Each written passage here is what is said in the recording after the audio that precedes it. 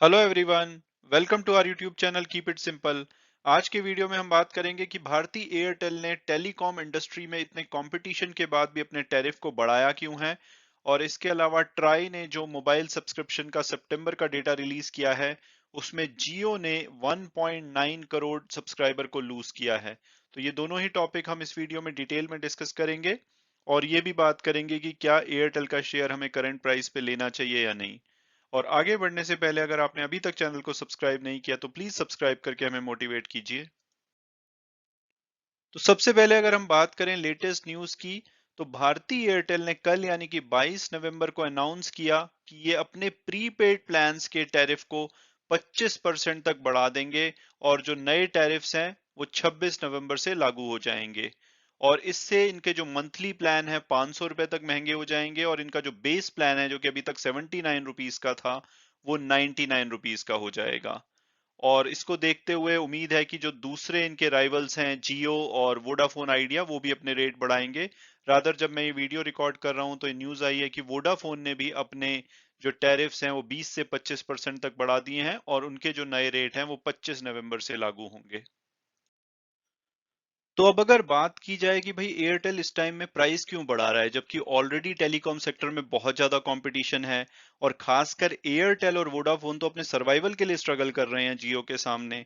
तो ऐसे में अगर ये प्राइस बढ़ाते हैं तो क्या ये अपने सब्सक्राइबर्स को जियो या इवन वोडाफोन को लूज नहीं कर देंगे? तो उसका आंसर ये है कि इस टाइम पे प्राइस हाइक एयरटेल के लिए ऑप्शन नहीं है या चॉइस नहीं है। ये एक मैंडेटरी स्टेप है जो कि इनको लेना पड़ रहा है। अगर ये ऐसा नहीं करते हैं तो सरवाइव ही नहीं कर पाएंगे, तो कंपटीशन तो छोड़ो, इनको अपने बिजनेसेस बंद करने पड़ जाएंगे क्योंकि ऑलरेडी इनकी प्रॉफिटेबिलिटी बहुत ज्यादा इंपैक्ट हुई है। इसके अलावा कंपनी के ऊपर बहुत ज्यादा कर्जा हो चुका है। तो ऐसे में प्राइस हाइक बढ़ाना इस टाइम पे इनको मैंडेटरी है। और इवन तीनों ही जो टेलीकॉम सेक्टर में बड़ी कंपनीज हैं वो प्राइस हाइक करना चाहती हैं, लेकिन कोई भी पहला स्टेप लेने से डर रहा है क्योंकि उनको ये डर है कि अगर वो पहले पहले प्राइस बढ़ाते हैं तो हो सकता है कि वो अपने सब्सक्राइबर्स को दूसरे ऑपरेटर को लूज कर दें। लेकिन एयरटेल ने यहाँ पे साहस दिखाया है और अब आप देखेंगे कि उसके बाद वोडाफोन ने भी अपने प्राइजेस बढ़ाए हैं और अब थोड़े टाइम में हो सकता है कि जियो भी अपने प्राइजेस को बढ़ाए। और अगर हम इसकी थोड़ी हिस्ट्री को समझें तो जब से जियो की एंट्री हुई है तब से टेलीकॉम कंपनीज में प्राइस वॉर चल रहा है। वो एक दूसरे से डेटा और वॉइस के प्राइजेस टैरिफ्स लगातार कम कर रहे हैं ताकि वो कंपटीशन में सरवाइव कर पाएं। और ये कंपटीशन इतना इंटेंस हो गया था कि कुछ कंपनीज को तो बंद होना पड़ा, जैसे कि एयरसेल। उसके अलावा वोडाफोन और आइडिया जो कि अपने आप में बहुत बड़ी कंपनीज थी, लेकिन उनको हाथ मिलाने पड़े, मर्ज होना पड़ा ताकि वो रिलायंस जियो के साथ कॉम्पीट कर पाए, क्योंकि रिलायंस जियो के पास बहुत सारा कैश है, उनकी डीप पॉकेट्स हैं, वो बहुत लंबे समय तक लॉसेस उठा के ऑफर्स देकर कंपटीशन सरवाइव कर सकते हैं, लेकिन दूसरी कंपनीज के लिए बहुत ही मुश्किल है। और सिचुएशन एक बार के लिए तो इतनी खराब हुई थी कि जो टेलीकॉम कंपनीज हैं उन्होंने गवर्नमेंट को अप्रोच किया था कि भाई आप इंटरवीन कीजिए और जो टैरिफ्स हैं उनको फिक्स कीजिए, नहीं तो ये सरवाइव नहीं कर पाएंगे। लेकिन गवर्नमेंट ने कहा कि भाई एक ओपन मार्केट है तो हम तो इंटरवीन नहीं करेंगे। उसके बाद इन कंपनीज ने बोला कि भाई अब कंपटीशन को देखा जाएगा, लेकिन अब प्राइस बढ़ाने ही पड़ेंगे। तो दिसंबर 2019 से थोड़े से प्राइस बढ़ाने लगी हैं कंपनी। और खासकर इसमें एयरटेल बहुत ही ज्यादा वोकल है और उनका कहना है कि उनको अगर इस इंडस्ट्री में सरवाइव करना है तो एवरेज रेवेन्यू पर यूजर, जो कि एक इंपॉर्टेंट मैट्रिक्स है टेलीकॉम सेक्टर की, उसको 300 रुपए तक लेके जाना पड़ेगा, जो कि अभी 100 से 150 के बीच में है। और एयरटेल ने बोला है कि इस प्राइस हाइक से शायद ये 200 के आसपास पहुंच पाए और आने वाले टाइम में ये इसको 300 करना चाहते हैं। और उसका रीजन ये है कि एक तो इनको प्रॉफिटेबल करने में ये हेल्प करेगा, इसके अलावा जो इनको सब्सटेंशियल इन्वेस्टमेंट करनी है आने वाले टाइम में अपने नेटवर्क को इम्प्रूव करने में, स्पेक्ट्रम खरीदने में, या 5G की इन्वेस्टमेंट के लिए, तो ये प्राइस हाइक बहुत ही ज्यादा जरूरी है। तो अब अगर बात की जाए कि भाई ये जो टैरिफ हाइक किया गया है ये इंडस्ट्री के लिए इंपॉर्टेंट क्यों है, तो उसके कुछ रीजन है। तो पहला रीजन ये है कि जो एयरटेल और वोडाफोन है उनके ऊपर एडजस्टेड ग्रॉस रेवेन्यूज के हैवी ड्यूज हैं। वोडाफोन को सरकार को 58,250 करोड़ देना है और एयरटेल को 43,890 करोड़।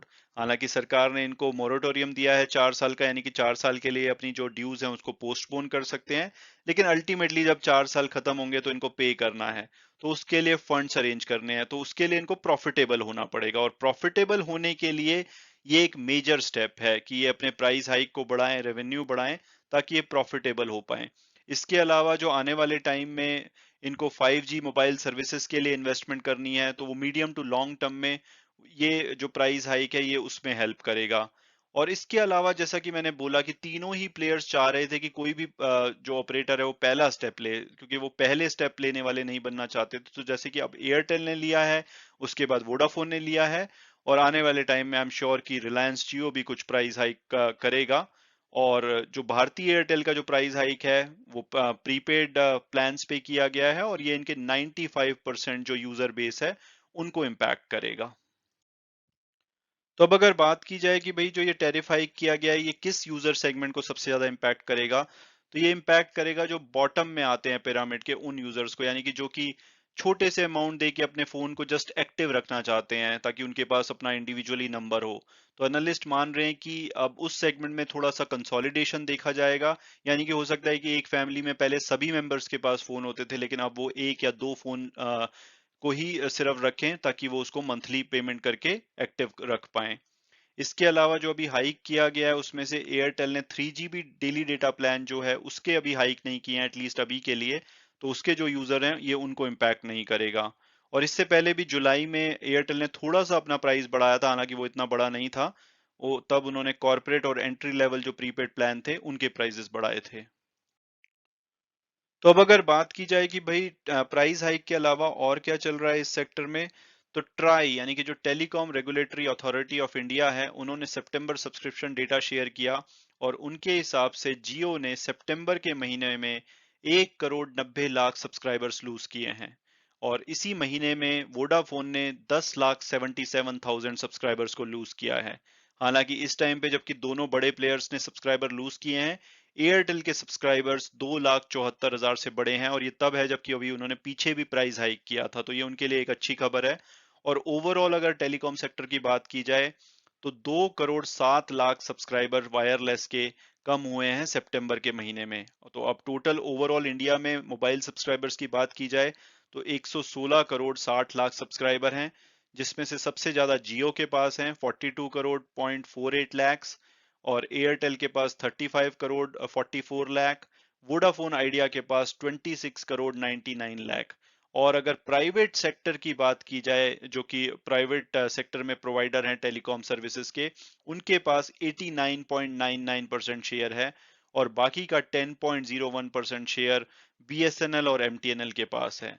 बीएसएनएल के टोटल जो सब्सक्राइबर हैं एज एज ऑन सितंबर एंड वो 1 करोड़ 91 लाख हैं। इसके अलावा जो फिफ्थ लार्जेस्ट कंपनी है वो है तिकोना इन्फिनेट, जिनके की सब्सक्राइबर सिर्फ 3 लाख हैं।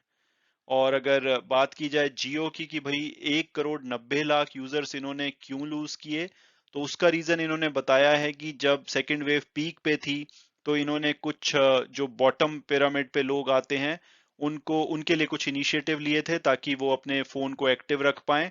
तो उन्होंने फ्री वॉइस मिनट्स दिए थे उनको, और कंपनी की पॉलिसी के अकॉर्डिंग ये जो दिया गया था फ्री वॉइस मिनट्स, ये 90 डेज के लिए एप्लीकेबल थे, यानी कि 90 डेज तक उनका फोन एक्टिव रहता। लेकिन जैसे कि 90 डेज अब पूरे हुए तो उन लोगों ने इसको रिचार्ज नहीं कराया। तो ये सभी वो लोग हैं जिनके की सब्सक्राइबर बेस में कमी देखी गई है। तो आप ये देख सकते हैं, क्योंकि आपने देखा कि जियो के 1 करोड़ 90 लाख सब्सक्राइबर कम हुए, लेकिन उस टाइम पे ओवरऑल इंडस्ट्री में भी कम हुए हैं। तो ऐसा नहीं है कि जियो के सब्सक्राइबर कहीं और गए। अगर ऐसा होता तो एयरटेल वोडाफोन या किसी और जो ऑपरेटर है उनके सब्सक्राइबर बहुत ज्यादा बढ़ते। तो ये हो सकता है कि ये ऐसे ही हो जिनको कि इन्होंने फ्री बेनिफिट्स दिए थे तो लोग तब तक यूज कर रहे थे जब तक कि उसके लिए कोई चार्ज नहीं देना पड़ रहा, लेकिन जैसे ही वो पीरियड खत्म हुआ तो उन्होंने उसको रिचार्ज नहीं कराया। तो ये शायद जियो के लिए इतनी बुरी बात नहीं है जितना कि आज मार्केट ने एक बार के लिए दिखाया कि उसका शेयर काफी गिरा था, और कुछ लोग ये मान रहे थे कि ये रीजन है इसके पीछे का। बट मुझे लगता है कि ये जेन्युइन लेफ्ट आउट हैं या लोग छोड़ के गए हैं, इसका मतलब ये नहीं है कि वो दूसरे ऑपरेटर के पास जा रहे हैं। तो अब अगर बात की जाए कि क्या एयरटेल का शेयर हमें करंट प्राइस पे लेना चाहिए, तो सबसे पहले अगर पास्ट परफॉर्मेंस देखें तो इन्होंने 3 साल में 156% की रिटर्न, एक साल में 61% की रिटर्न, और उसमें से 3 महीने में पिछले 24% के आसपास की रिटर्न है।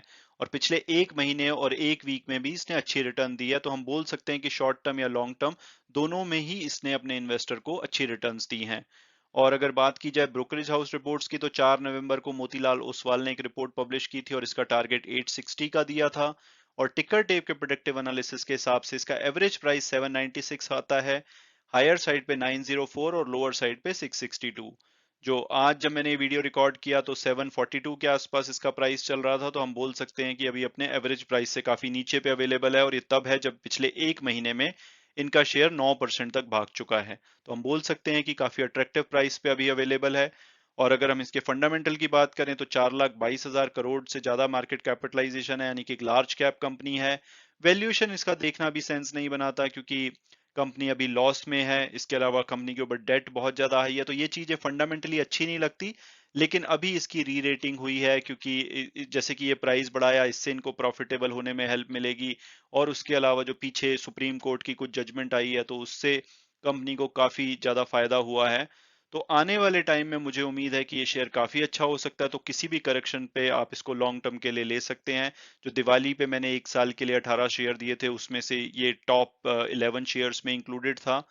तो मेरा तो इसमें काफी भरोसा है, मुझे लगता है कि शेयर आपके पोर्टफोलियो में होना चाहिए। और जब भी कोई करेक्शन आए, अभी थोड़ा सा भाग चुका है, तो करेक्शन का वेट किया जाए तो बेटर है।